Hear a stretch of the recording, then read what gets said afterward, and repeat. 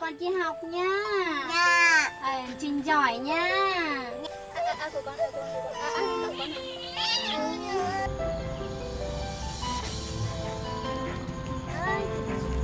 Ôi, Trình học nha nhiều.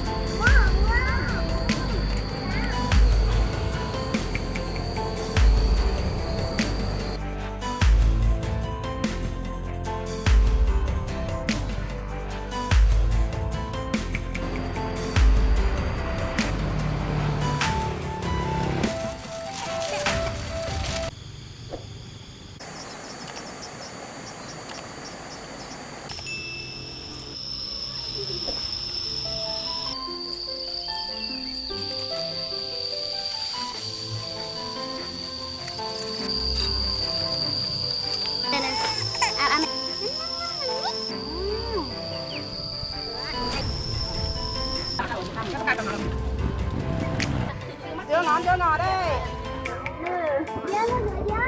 Dưới nằm đi mà chạy đi. Tạt nha. Đi về quá quá. Bắt rồi. Anh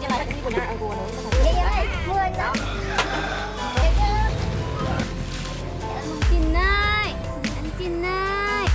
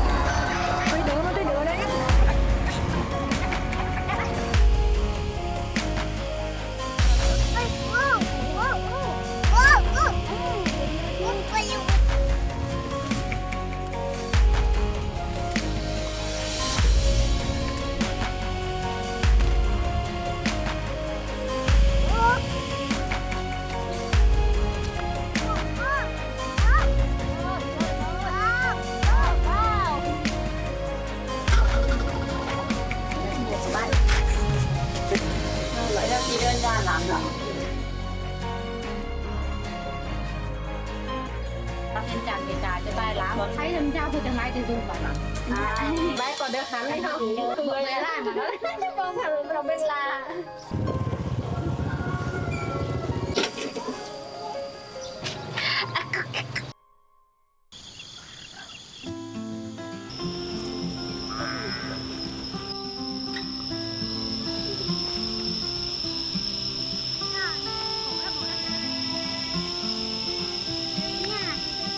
Ăn xin ông rửa năm rồi. Ông rửa này. Rửa hế là bạn nọ. Áo hế bên này, áo kia nuôi này. Áo này nó có lụa của ông này. Thác có ông lụa ông bé là làm. Áo không có mặt. Đỡ này. Bố bị có nuôi ở. Của mình gạo của mình.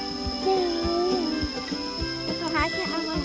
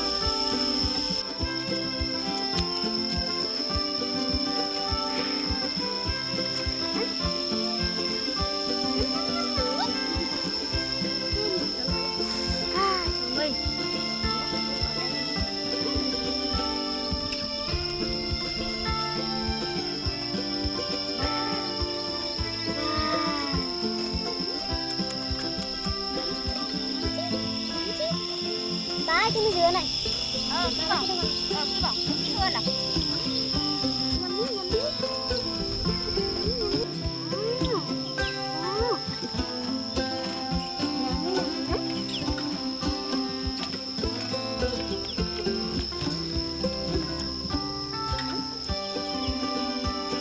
bá đi bà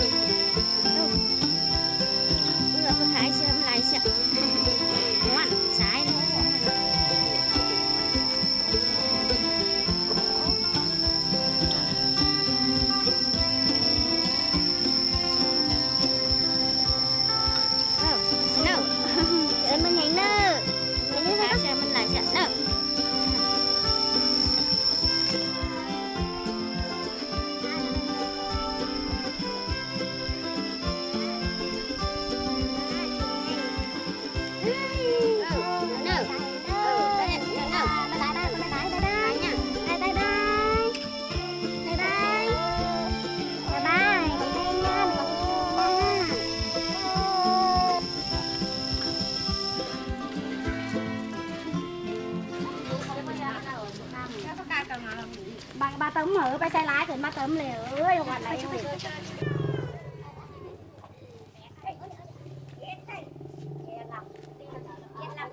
chèn mông chèn miệng nơ chơi mặt cú đây màนี่มันลอยมาตีนี้โอ้ยอีหนูแม่ถ้าก็ปะคาไปเฮ็ดเป็นนี่หรอกโอ้ค่ะแล้วมันจะขอไปเฮาก่อน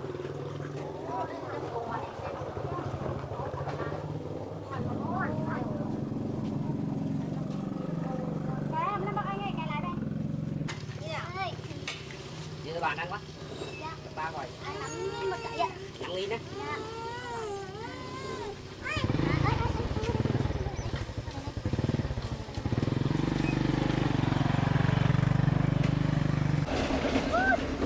Sao rồi? Một cái con lá nữa. Ma dưa, à dưa ma kiếng thì ai mua dưa ơi dưa ngọt đây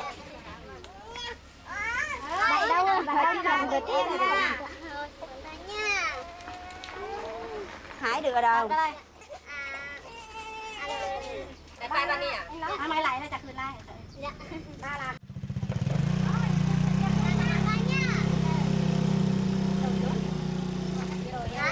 Sư Bức Kiếng, Hà Nghìn nuôi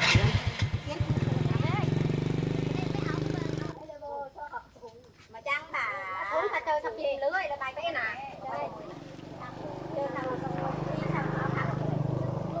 sao áo thẳng là chơi không có có khăn chuyện gương cái lỗ có thải lên thì lại có thằng hồn cũng lại chơi mọi người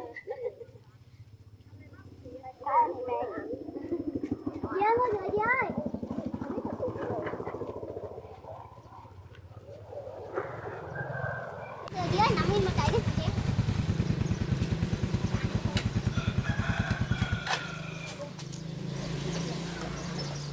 nằm im mà chạy chị ngồi em vậy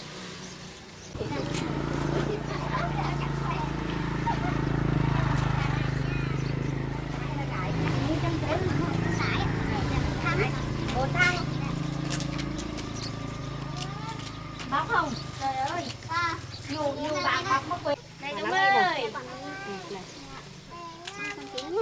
xin mẹ chưa con xin mẹ mua chưa anh dùng bóc cho họ xin mẹ mua chưa bắt nha dạ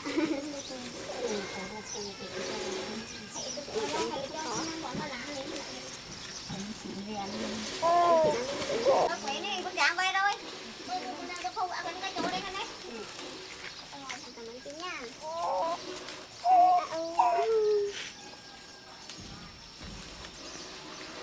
anh làm được ba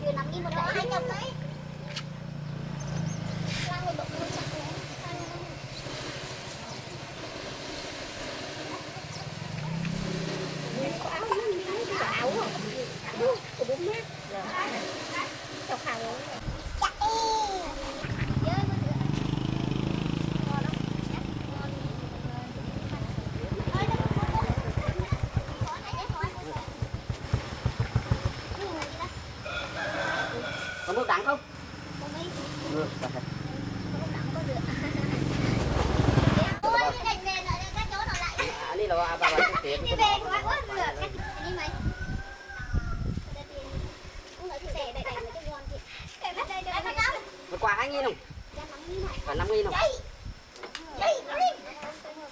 Hóm cho này đâu? 5.000 không? Hôm qua 2.000 là hết luôn. Đấy. Cái này trông được không?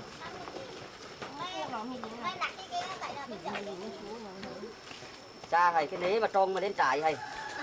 Đúng thật rồi. Cái này của nhà của nó có phải cái loài này. Cái loài kia. Sao không? Cái trà nọng hay. Không gì đâu.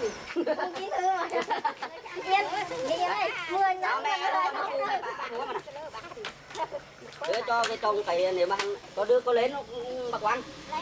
Lên đâu? Lên càng ngon. Hả? Lấy không ra.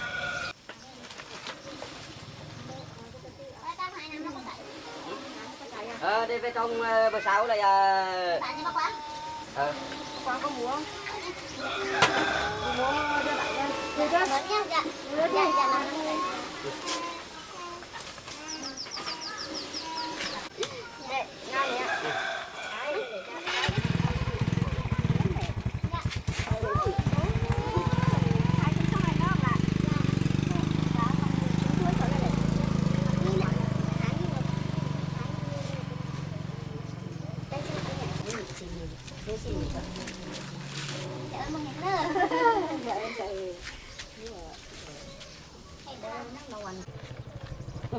anh nhìn con thả. Đây là con chạy nữa đây. Mấy đứa? Dạ. Mấy đứa? Con 4 đứa đấy ạ. 4 đứa? Chưa? Dạ, vẫn đứa. Ngon này. Đưa chạy nó lại cho đứa. Đứa chạy.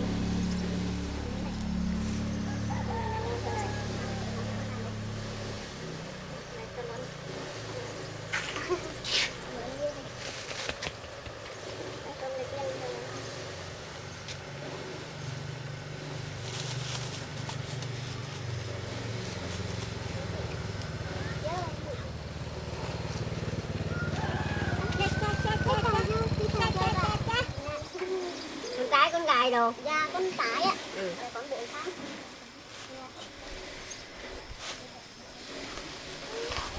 Con 4 tháng nữa ba lại này. 4 tháng cả. Chạy.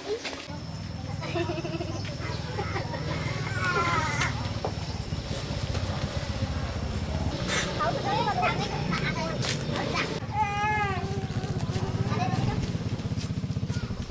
Dạ. Chạy đi.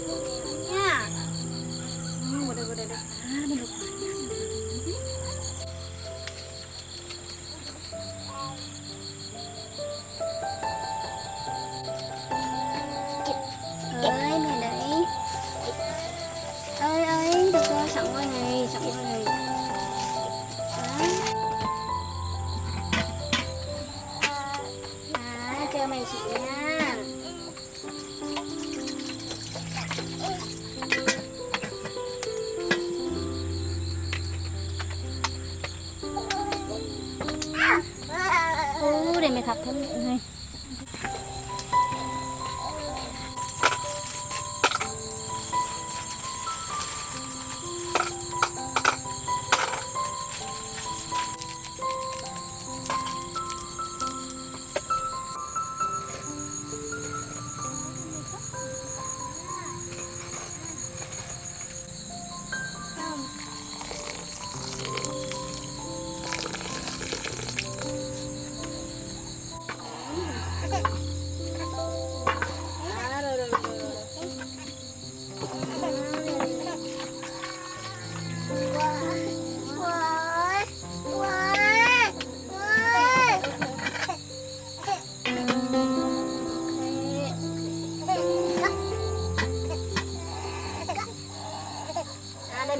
ได้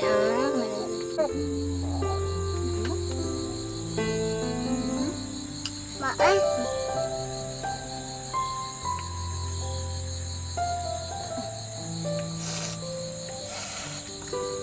มาเอ้ย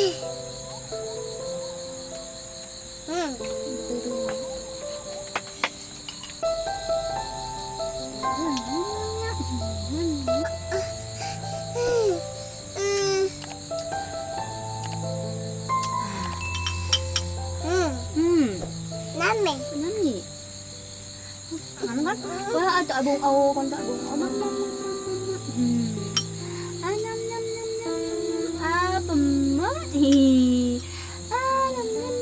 ว้าน้ำใจน้ำใจว้าน้ำใจกินเลยกินเลยกินต่อยบุงย่อยกินเลยกินเลย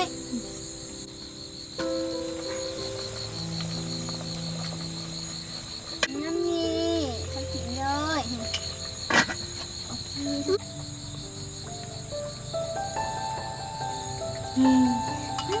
ว้าว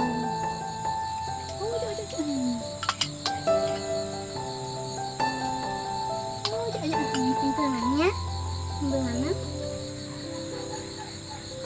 ba trời trời đó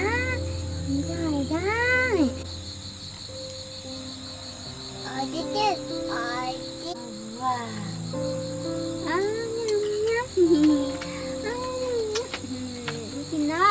chị ơi em trời này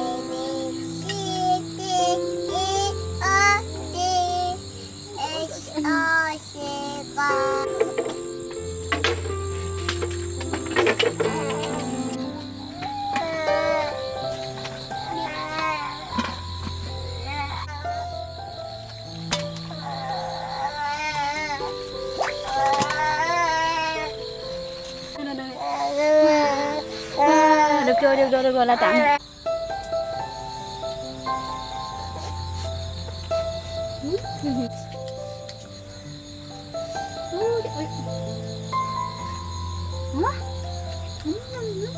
ngon lắm ngon này wow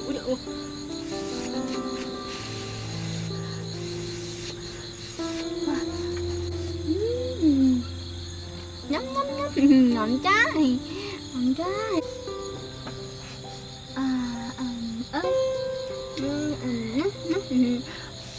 ok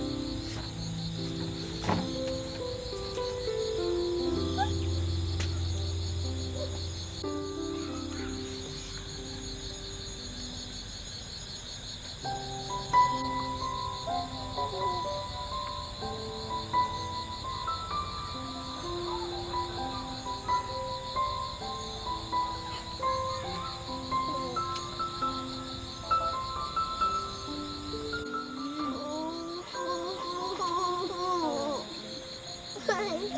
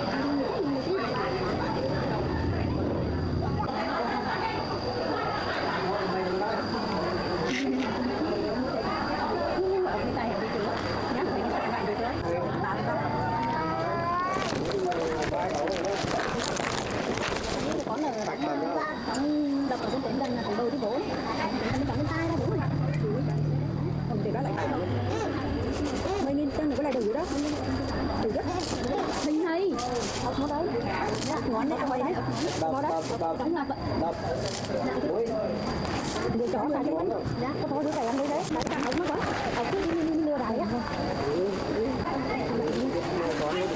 hay là em lại nhà tôi đi cho mày cái là cá ống này còn đi 7 đi chạy chứ còn nữa mình lên con này lấy chỗ đấy mình đi báo lâu lâu đâu em nó cá này đi cá đi từ tướng chỗ dạ có cắn ra tự nhiên cái bọc đá này cắn ra bỏ đá chân thân trọng gây lên cái chuồng để gửi cái chậu thôi chân trọng để gửi cái chậu không chạy bắt đầu con gà phải đi con cái này một lỗ đó giá thôi thì bạn 20 một lỗ đó con buồn đi chữa bột đấy kia con bệnh nó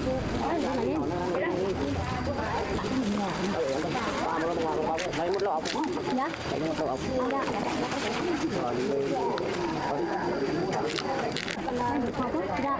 mình sao tới bên đóng tay biết là tắm không để mở ba tình thằng lên ba đây bài bố hồ chứ dạ thằng đó thì báo làm những cái con này ăn qua cái bãi bãi đúng rồi con này phải là con lại tân mỹ rồi từ tân hội con tân mấy bạn đi lại cho cả cho mình chào đi bạn lên này khoe để con cái mà con người đấy con người dạ nó lại ăn em cảnh nó là còn cái tay phải lỗ này cái dạ phải đường da ai chơi đất phải lỗ hai con ba đấy lỗ này mới phải đi cái phải đường da thì được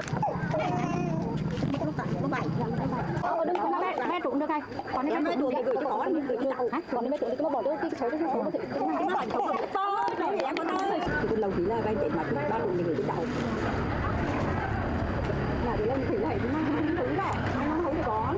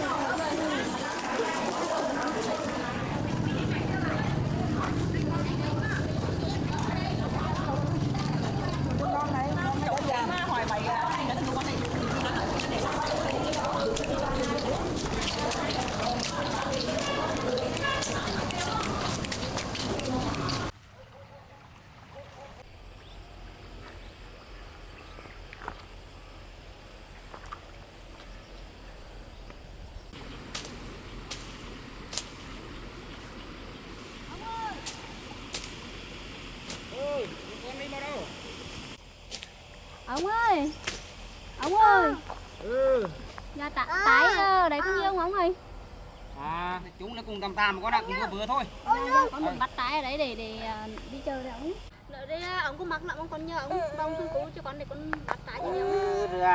Thì ông bông giúp thị cho mấy con thị nha. Nha. Ông bông con thị nha cho mày bắt trái nha. Ngoan ngoãn nha.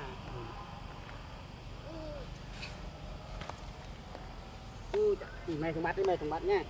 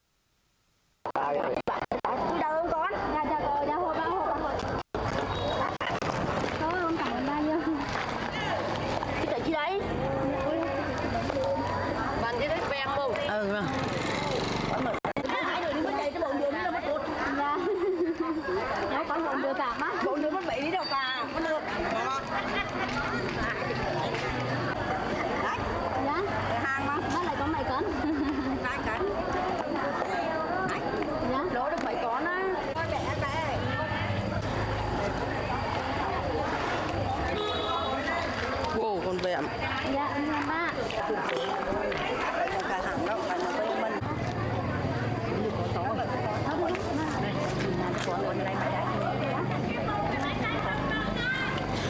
tí đừng dây tí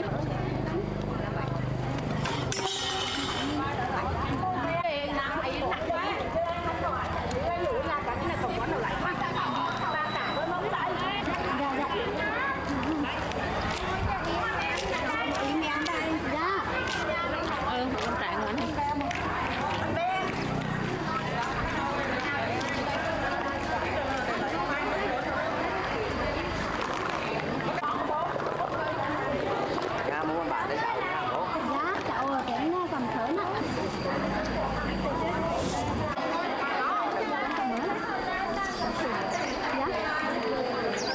Bánh này nó lỏng nữa. Nó xùy cái này. Cầm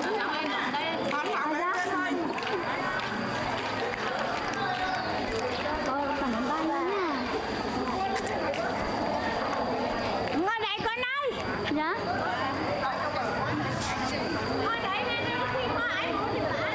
Dạ dạ. Dạ để con giả lá thử bác. Cái gì đây?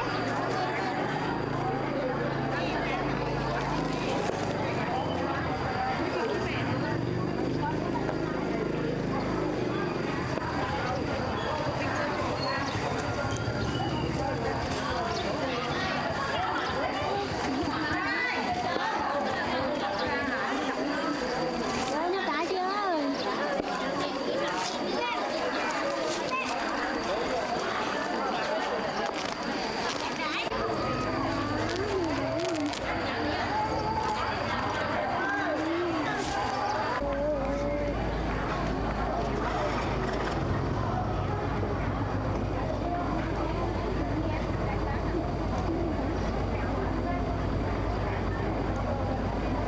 Con lạnh mới lạnh như nữa. Cũng kiểu chứ. Giá tải đó. Lấy đó. Đó phải lúc này. 10 à? Đó. Thì cỡ bán hạ cũng lạnh nhưng mà còn cái phòng nữa. Một triệu ăn đó. Có thằng nào quen được đây.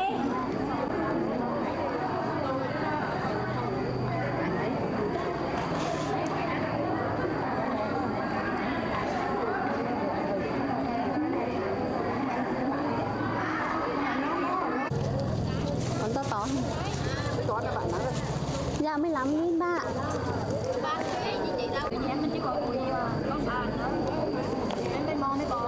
Ngọn này chỉ cân 2 đó. Rồi em cảm ơn chị nha. cái thằng bên ba là ngồi trên mặt đây thằng nhỏ đó cái thằng bên ba ngồi trên mặt đó thằng ba ngồi trên mặt nó quạt đấy nó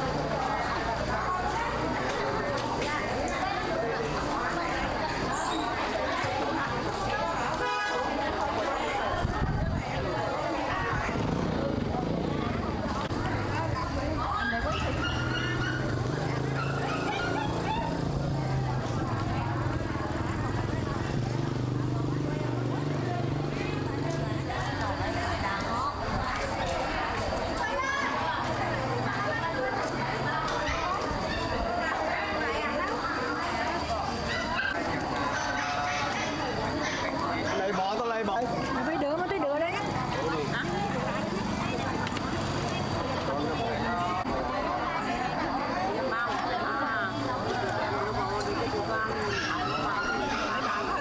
Ôi bao Để cái tao còn bị trọi tới nãy này.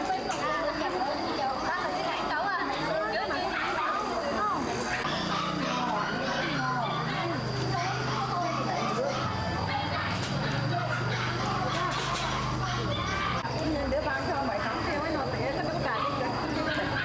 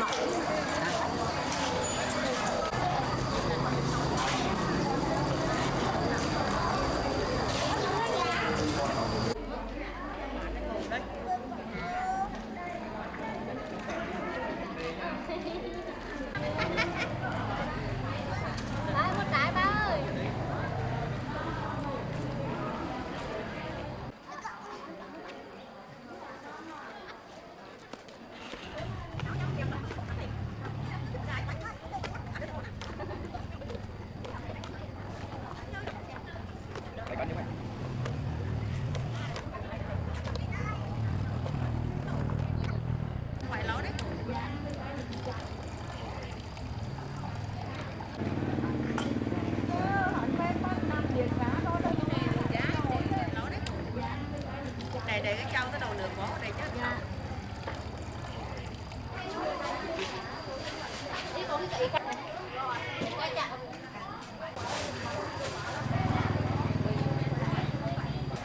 Đi ba bò không? Đi ba bò tự.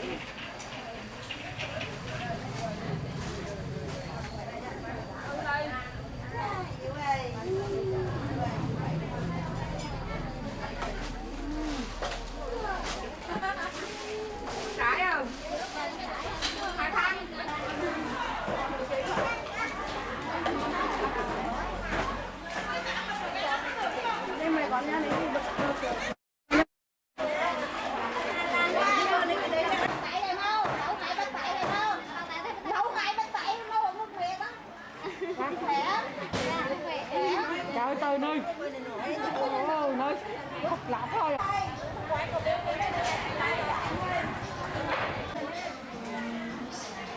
Thôi đi đây con. Bà chị có thể tiếp tục con nửa á. Ôi nóng.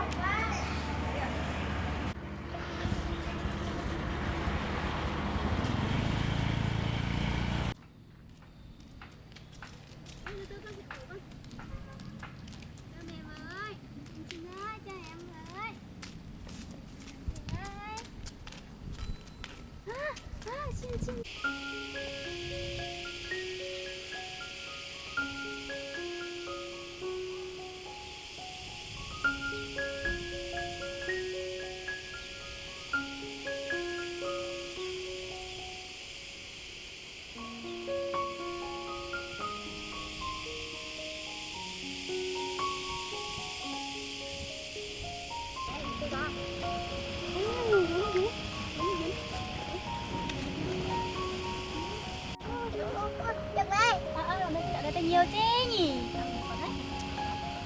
Wow. Ôi em. Ôi, wow. Wow. Trời ơi, con chó.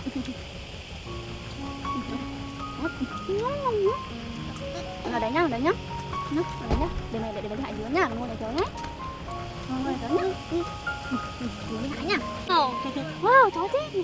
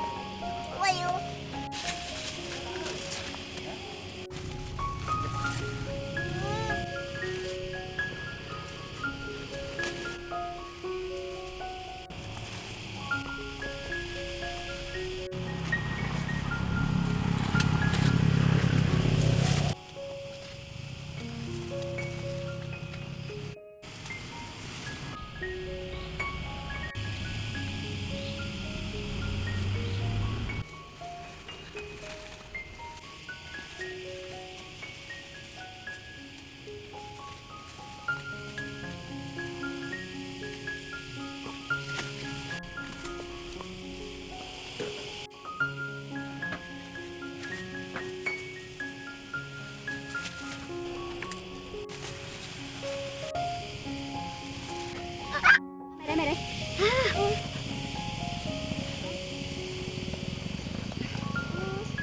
Oh, hello.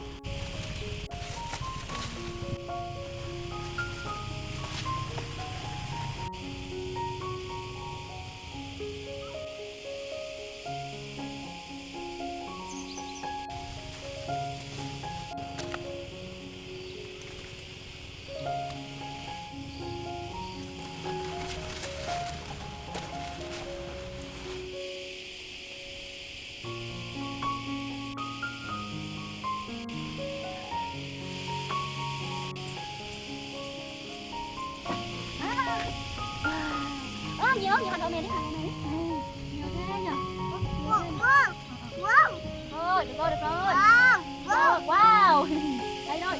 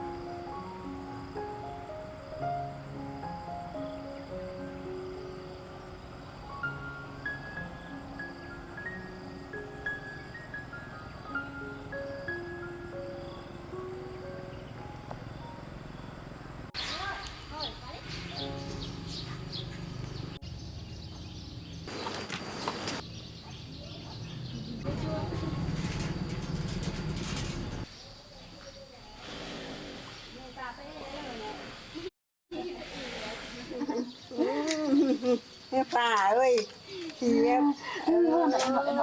hiếp, đi xí cô lục trời.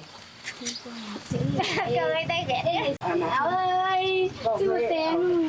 Cười tay Rồi bên trên mà. Như chuột chị ơi. Giá 15.000 ạ. Ở trên là họ lấy có 15.000 không? Bà mua hàng rồi lại cho lại lại. Mày rau. Dạ. Gái. Con tươi được đeo được hơn nói. Ở đây thì có cái đường một quản nữa. Cái giữa máu nữa mà hình mạn cây rẻ. Giữa đài. Thật. Con long con liệt chứ. Long hết rồi không? Không có long mà chỉ có dứa thôi. Là 15.000 chị ạ. Lúa. Dạ, họ bán 20 cả mà em Có lại lỗ không đâu, đèn con nhan hơn lại. em nữa đấy chứ. Long. Long đi lại cho.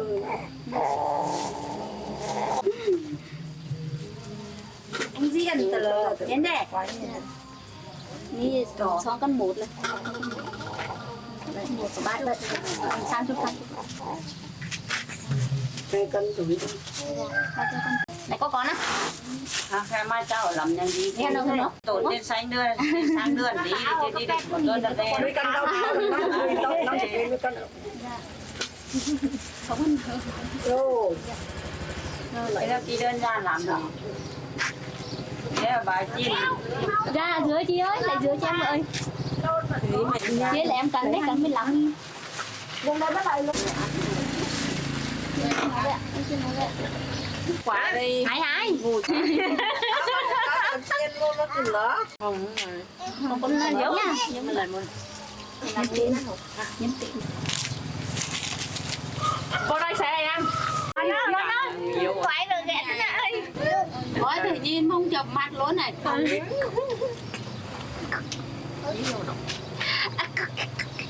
Khi đâu? Khi đâu? Ôi được cần được. Lấy nhịp hộp. Quá rồi. Cái cuốn siêu màu đi phố hài lắm. Cá làm khổ đi. Bài tinh lơ nè. Bài tinh mày nè, nhắm phải bóc ọc. Tốn nhiều. Có. Nha. Như này là mình nhân ê nè. Ê. Thì mày tư vì chị cha hồng nó Đây giống như vừa đi cánh trai được 2 lắm. Tờ 10.000 một quay lại ăn rồi tên là hết.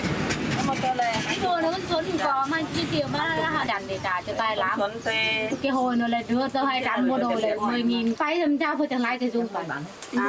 Cảm ơn chị nha. Lậu được mặn. 15.000 lỗ. Lại chứ Cái bàn bán đồ hả?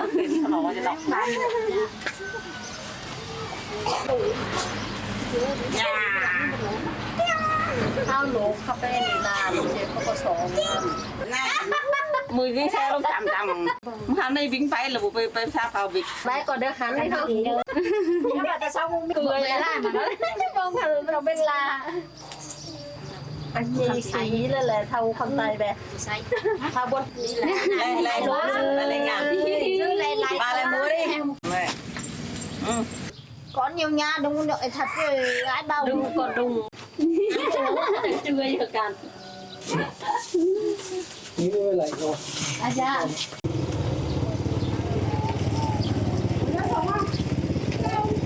thả đóng tắt biển đấy xong rồi nuôi cho chị nuôi tháng 3 về phải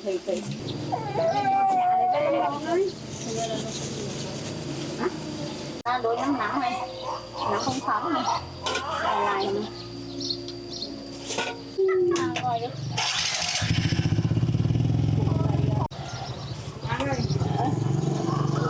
nhớ làm cân nữa phải đi ngon đấy hay là áo 60 một lọ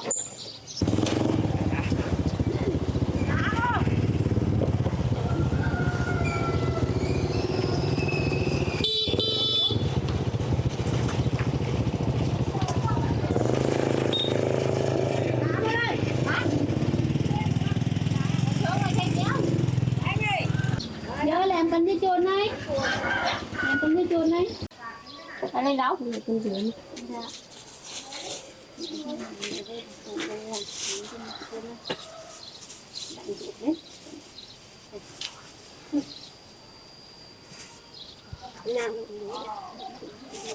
con làm nào Thằng Việt nó thịt lớn mà lại ăn phải cả tên, nó mới lại đêm đêm hẳn à, không có tên không cả tên thì cả thịt nó nó bất mại. Ini có cảm.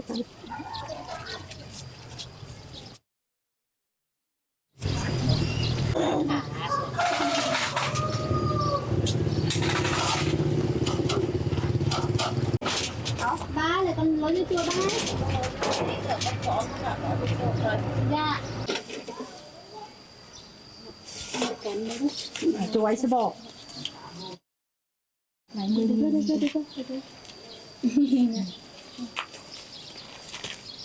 Ôi, cảm ơn ba Mỹ nha. bán cho hết nha.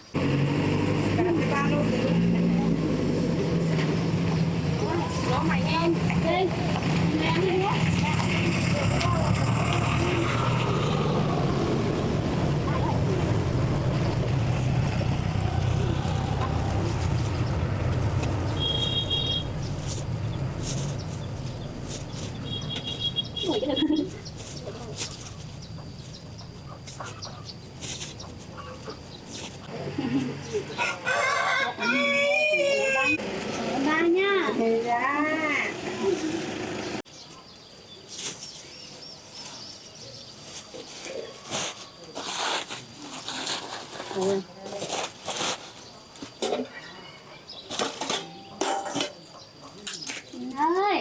Chị ơi, về con mưng.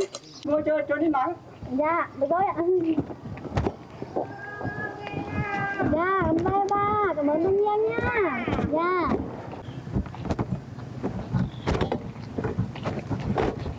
Ê đây.